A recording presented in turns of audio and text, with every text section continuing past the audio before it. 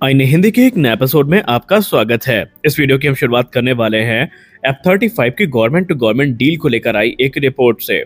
जब से F-35 को लेकर अमेरिकी प्रेसिडेंट ने यह कह दिया है कि यह भारत को ऑफर किए जाएंगे, इस समय रक्षा गलियारे में बहुत बड़ी हलचल है। एक के बाद एक जो बड़ी रिपोर्ट्स हैं F-35 को लेकर सामने आती जा रही हैं और इस पे कहीं ना कहीं लोगों के मन में कंफ्यूजन भी है।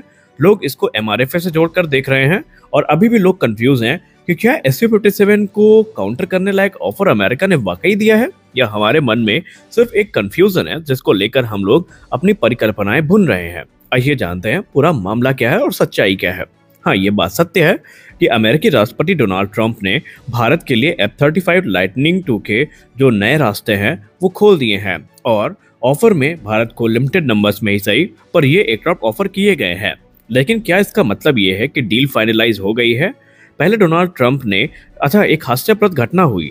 डोनाल्ड ट्रंप के इस अनाउंसमेंट के कुछ ही घंटे से पहले लॉकहीड मार्टिन ने अपने ऑफिशियल ट्विटर हैंडल पर एक ट्वीट किया था जहां पर उन्होंने MRFA प्रोग्राम में F-21 की दावेदारी को लेकर हामी भरी थी और उस ट्वीट में कहा गया था कि F-21 तेजस मार्क II की जोड़ी काफी विध्वंसक जोड़ी होगी और भारतीय वायुसेना की रिक्वायरमेंट को पूरा करेगी।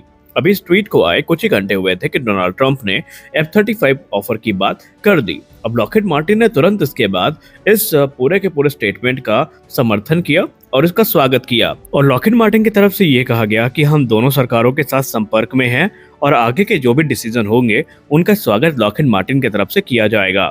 अच्छा, एक चीज अभी क्लियर है कि डिटेल्स जो है F-35 ऑफर को लेकर सिर्फ यही सामने आई है, लेकिन एडिशनल डिटेल नंबर्स को लेकर, प्राइस को लेकर, कॉन्ट्रैक्ट के नेचर को लेकर ये सारी चीजें अनक्लियर है या यूं कह ले अभी क्लासिफाइड है।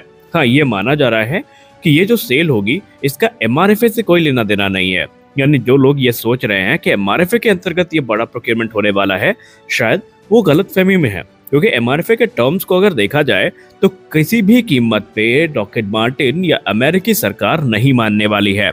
MRFA में सबसे बड़ा क्लॉज जो ऐड किया गया है वो मेक इन इंडिया इनिशिएटिव है, यानी मेक इन इंडिया, भारत में इनका निर्माण करना पड़ेगा। इसके अलावा ट्रांसफर ऑफ टेक्नोलॉजी भारत को देनी पड़ेगी, इंडियन मेड कंपोनेंट्स का इंटीग्रेशन करना पड़ेगा और मुझे नहीं लगता और शायद आप भी इस बात से सहमत होंगे कि अमेरिका इस चीज के लिए कभी भी हामी नहीं भरेगा।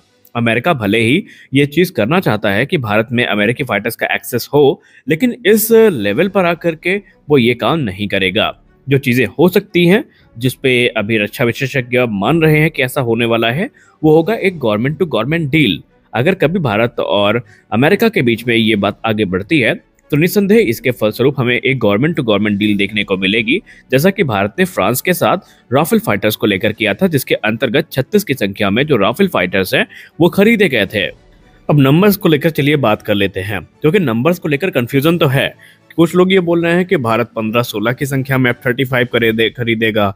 कुछ ट्विटर हैंडल्स पे क्लेम किया जा रहा है कि 36 की संख्या में F-35 आएंगे। कुछ में तो यहाँ तक क्लेम किया गया है कि 110 की संख्या में फाइटर एयरक्राफ्ट आने वाले हैं। देखिए, 110 का जो नंबर है वो F-35 से संबंधित नहीं है। F-35 से संबंधित कोई भी नंबर अभी नहीं है। जो 110 का नंबर है ये MRFA से संबंधित है, यानी MRFA के अंतर्गत अगर एयरक्राफ्ट खरीदे जाते हैं तब ये नंबर्स 110 के होने वाले हैं। और अगर आप F-35 की यूनिट कॉस्ट को देखें, इंफ्रास्ट्रक्चर को देखें, ऑपरेटिंग कॉस्ट को देखें, मेंटेनेंस कॉस्ट को देखें तो ये $150 मिलियन से ज्यादा के पड़ेंगे भारत को। और इस कीमत पे भारत इतने बड़े संख्या में जो 110 बताया जा रहा है शायद ही अफोर्ड कर पाएगा। हमारे पास बजटरी कंस्ट्रेन है, हमें वो भी ध्यान में रखना पड़ेगा। और सबसे खास बात तो ये है कि F-35 का इस्तेमाल मुख्य तौर पर जो हाई प्योरिटी मिशन है वहीं पे हो पाएगा। आप डेली इनको यूज नहीं कर सकते और ये हम नहीं कह रहे हैं।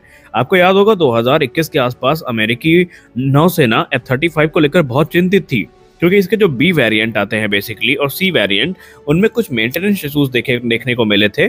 और उस समय अमेरिकी नौसेना प्रमुख ने कहा था कि उनकी तुलना की थी, बेसिकली F-35 की तुलना उन्होंने एक ऐसी सुपर स्पोर्ट कार से करी थी जहां पर उन्होंने कहा था कि जब आप एक सुपर स्पोर्ट कार लेते हैं तो आप उसको रोज नहीं चला सकते, वो वीकेंड पे ही निकाली जाती हैं।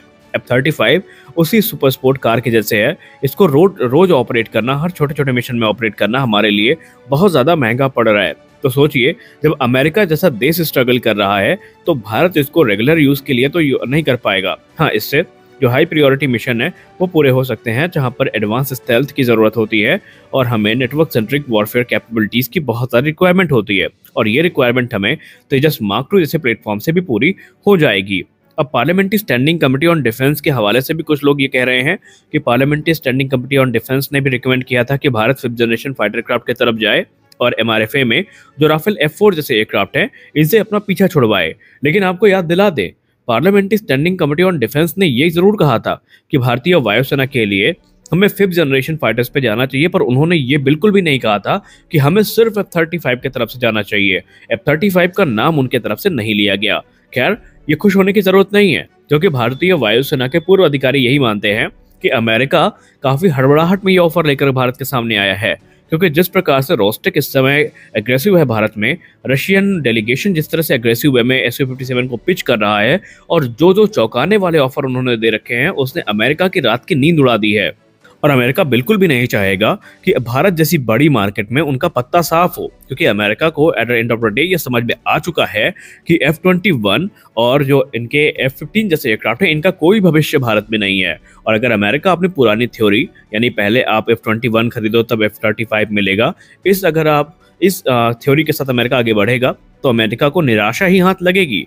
और संभावित है, कुछ तो यहाँ तक दावा कर रहे हैं, और ये हम नहीं बोल रहे हैं, ये फॉरेन एक्सपर्ट्स दावा कर रहे हैं कि पूरी संभावना है कि भारत पहला देश बन जाएगा जो बिना भूतकाल में किसी अमेरिकन फाइटर को ऑपरेट किए हुए F-35 का एक्सेस पा जाए।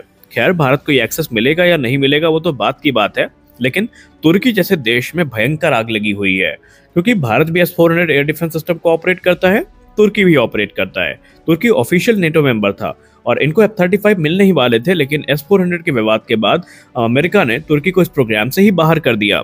लेकिन अब क्योंकि भारत S-400 को ऑपरेट करता है और अमेरिका F-35 ऑफर कर रहा है, तो इसे तुर्की अमेरिकी दोगलापन घोषित कर रहा है और अमेरिका से कह रहा है कि डबल स्टैंडर्ड क्यों, हमें इस प्रोग्राम से बाहर किया गया तो इंडिया को क्यों ऑफर किया जा रहा है। खैर, इससे अमेरिकी प्रतिक्रिया तो नहीं आई है, लेकिन तुर्की मीडिया के और तुर्की जो ऑफिशियल हैंडल्स हैं उनसे लगातार जो ट्वीट है वो हो रहे हैं। अब कंक्लूजन की बात करते हैं। Su-57 फेलन का ऑफर हमारे लिए ज्यादा अच्छा है या F-35 का ज्यादा अच्छा है? देखिए, प्रैक्टिकलिटी अगर हम देखें और जितना अभी तक एरो इंडिया में हमने अधिकारियों से बात करी, हमें एक ही चीज समझ में आई उनके वक्तव्य से कि भारत इस समय प्रैक्टिकलिटी पर ज्यादा ध्यान दे रहा है। भारत उन प्लेटफॉर्म को देखेगा अगर जरूरत पड़ी जिनको भारत में इजिली मेंटेन किया जाए, जिसको लेकर भारत के ऊपर कोई दबाव ना हो और भारत उससे खुश भी रहे। और ऐसे में एक ही प्लेटफॉर्म है जिसका नाम सामने आया है, वो है Su-57, क्योंकि हमने पहले के अपडेट में आपसे बताया था कि नासिक प्लांट में इनका निर्माण किया जा सकता है। इसके लिए बहुत सारी मशीनरी हमारे पास ऑलरेडी उपलब्ध है, कुछ ही मशीनरी है जिसको इंस्टॉल करने की हमें जरूरत पड़ेगी। और ये क्लेम हम नहीं कर रहे हैं, बल्कि ये क्लेम खुद रूस के द्वारा किया गया है। तो ज़्यादा प्रैक्टिकल ऑप्शन तो Su-57 ही है, लेकिन अब भाई इसमें कुछ हम गारंटी तो नहीं ले सकते, और ये निर्णय तो भारत सरकार का ही है।